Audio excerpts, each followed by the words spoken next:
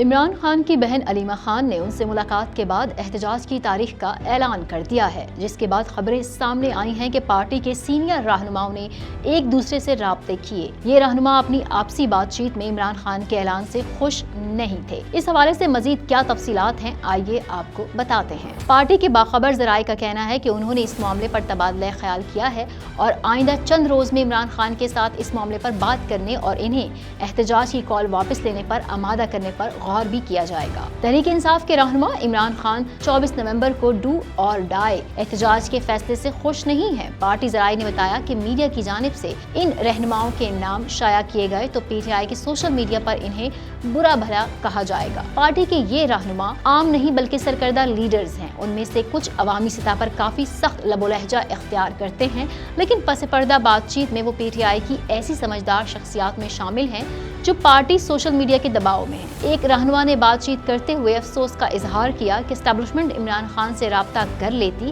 تو ایسا کوئی احتجاج نہ ہوتا۔ مزید اپڈیٹس کے لیے دیکھتے رہیے وی نیوز.pk۔